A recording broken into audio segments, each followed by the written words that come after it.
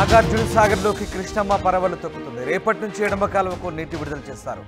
ముగ్గురు మంత్రులు నీటిని విడుదల చేయనున్నారు. నాగార్జున సాగర్లోకి ఇన్ఫ్లో 2,24,567 క్యూసెక్లుగా కొనసాగుతుంది. ప్రస్తుత నీటి మట్టం 530.9 అడుగులుగా ఉంది. పూర్తిస్థాయి నీటి మట్టం 590 అడుగులు. నీటి నిల్వ 169 టీఎంసీలు కాగా పూర్తి నిల్వ 312 టీఎంసీలుగా ఉంది. శ్రీశైలం 8 గేట్లు ఎత్తి సాగర్లోకి నీటిని విడుదల చేశారు. దీంతో ప్రస్తుతం నాగార్జున సాగర్ వైపు కృష్ణా జలాలు పరుగులు తీస్తున్నాయి. అటు మహారాష్ట్ర, కర్ణాటకలో విస్తారంగా వర్షాలతో కృష్ణానదికి భారీగా వరద చేకూరింది. దీంతో అటు జూరాల ప్రాజెక్టు ఎత్తడంతో తొలుత శ్రీశైలం డ్యామ్ నిండుకుండలా మారింది. శ్రీశైలం డ్యామ్ 8 గేట్లు ఎత్తడంతో ప్రస్తుతం నాగార్జున సాగర్లోకి నీరు చేరుతుంది. నాగార్జున సాగర్లోకి భారీగా నీరు చేరుతుండడంతో ఆయకట్టు రైతులు ఆనందం వ్యక్తం చేస్తున్నారు. ముగ్గురు మంత్రులు ఎడమ కాల్వ నీటి విడుదల చేయబోతున్నారు. రేపు ఈ నీటి విడుదల కార్యక్రమం ఉండబోతుంది. నాగార్జున సాగర్లోకి కృష్ణమ్మ పరవలు తొక్కుతుండడంతో స్థానిక రైతాంగం ఆనందం వ్యక్తం చేస్తుంది. దీనికి సంబంధించిన పూర్తి సమాచారాన్ని మా ప్రతినిధి రమేష్ అందిస్తారు.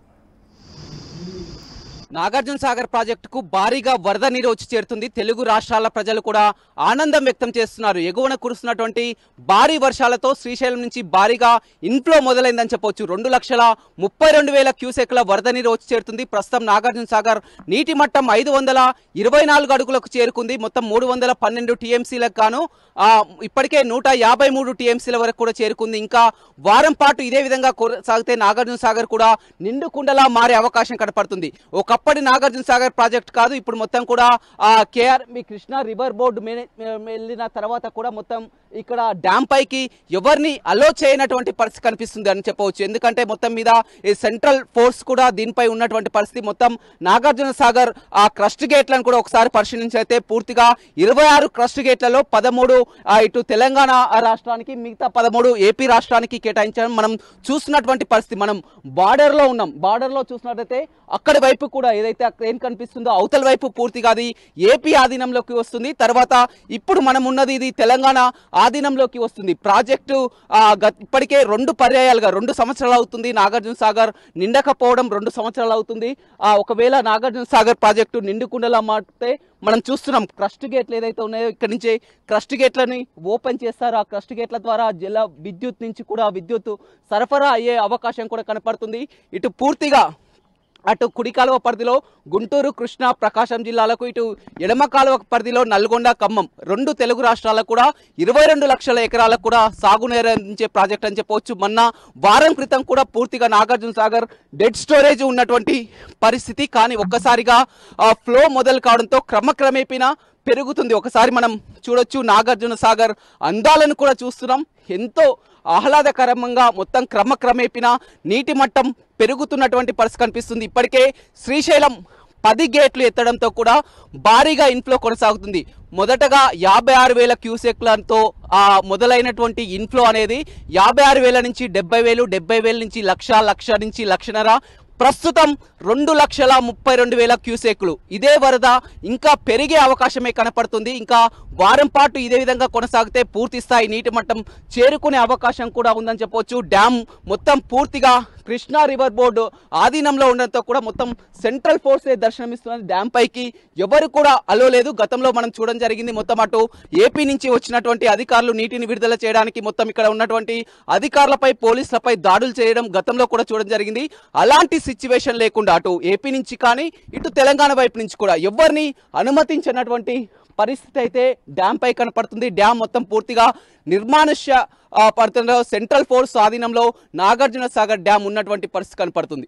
నాగార్జున సాగర్ ప్రాజెక్టు నీటి మట్టం క్రమక్రమంగా పెరుగుతుంది. శ్రీశైలం నుంచి భారీగా వరద నీరు వచ్చి చేరుతుండడంతో నాగార్జున సాగర్ నీటి మట్టం 524 అడుగులకు చేరుకుంది. నాగార్జున సాగర్ పూర్తి స్థాయి నీటి మట్టం 590 అడుగులకు కాను ప్రస్తుతం 524 అడుగులకు చేరుకుంది. మనం చూస్తున్నాం నాగార్జున సాగర్ ప్రాజెక్టు మొన్నటి వరకు కూడా తెలంగాణ రాష్ట్రం ఆధీనంలో ఉండేది. ఆ తర్వాత వివాదాల నేపథ్యంలో కూడా 2 తెలుగు రాష్ట్రాల మధ్య ఇప్పుడు కేఆర్ఎంబి పరిధిలోకి వెళ్ళిందని చెప్పవచ్చు. మొత్తం 26 క్రస్ట్ గేట్లను కూడా చూస్తున్నాం. అందులో 13 క్రస్ట్ గేట్లు ఏపీకి, అదేవిధంగా మిగతా 13 తెలంగాణకు కేటాయించినటువంటి పరిస్థితి కనిపిస్తుంది. జల వివాదం కూడా మొన్నటి వరకు కూడా ఈ నాగార్జున సాగర్ ఆ ప్రాజెక్టుపై కూడా జల వివాదం కొనసాగినటువంటి పరిస్థితిని కూడా చూడడం జరిగింది. ఏపీ నుంచి అధికారులు మొత్తం కూడా ఇక్కడ పోలీసులపై దాడి చేయడం, అధికారులపై దాడి చేసి కూడా నీటిని విడుదల చేసినటువంటి పరిస్థితి గతంలో ఉండడంతో కూడా ఇప్పుడు నాగార్జున సాగర్ డ్యాంపై ఎవరిని కూడా అనుమతించలేదు. పూర్తిగా కేంద్ర బలగాలు మోహరించినటువంటి పరిస్థితి కనిపిస్తుంది. పూర్తిగా కృష్ణా రివర్ మేనేజ్మెంట్ బోర్డు ఆధీనంలో ఉన్నటువంటి పరిస్థితి కనిపిస్తుంది. అదేవిధంగా క్రస్ట్ గేట్ల కింద ఉన్నటువంటి జల విద్యుత్పత్తి కేంద్రాన్ని కూడా మనం చూస్తున్నాం.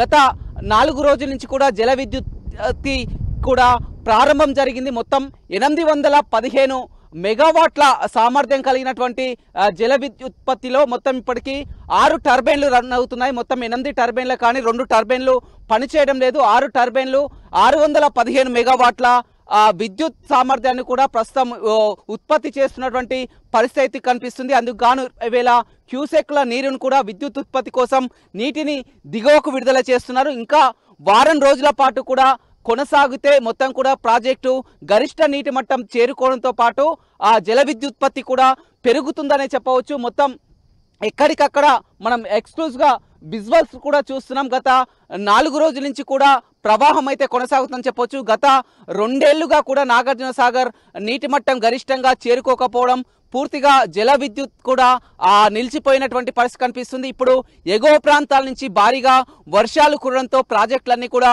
నిండుకుండలా మారడంతో దిగువకు భారీగా వరద నీరు వచ్చి చేరడంతో కూడా సాగర్లో జల విద్యుత్పత్తి కూడా ప్రారంభమైందని చెప్పవచ్చు. మొత్తం అధికారులు మాత్రం ఎవరిని కూడా అనుమతించినటువంటి పరిస్థితి డ్యాంపై కనిపిస్తుందని చెప్పవచ్చు. ఎల్లుండి 2న తెలంగాణ ప్రాజెక్టు పరిధిలోని ఎడమ కాలువకు అధికారులతో సహా కూడా ఇరిగేషన్ మినిస్టర్ ఉత్తమ్ కుమార్ రెడ్డి, కోమటిరెడ్డి వెంకటరెడ్డి, అదేవిధంగా ఖమ్మం జిల్లాకు సంబంధించినటువంటి పొంగులేటి శ్రీనివాస్ రెడ్డి, తుమ్మల నాగేశ్వరరావు 4 మంత్రులు కూడా ఎడమ కాలువకు నీటిని విడుదల చేయడానికి ఎల్లుండి నీటిని విడుదల చేసే అవకాశం కనపడుతుంది. పూర్తి స్థాయిలో 312 టీఎంసీలకు గాను ప్రస్తుతం 155 టీఎంసీలకు కూడా చేరుకున్నటువంటి పరిస్థితి అయితే కనిపిస్తుందని చెప్పవచ్చు. ఏదేమైనప్పటికీ కూడా రైతులు నాగార్జున సాగర్ కు భారీగా వరద నీరు వచ్చి చేరుతుండటంతో ఆయకట్టు ప్రాంత ప్రజలు మాత్రం ఆనందం వ్యక్తం చేస్తున్నటువంటి పరిస్థితి అయితే కనపడుతుందని చెప్పవచ్చు.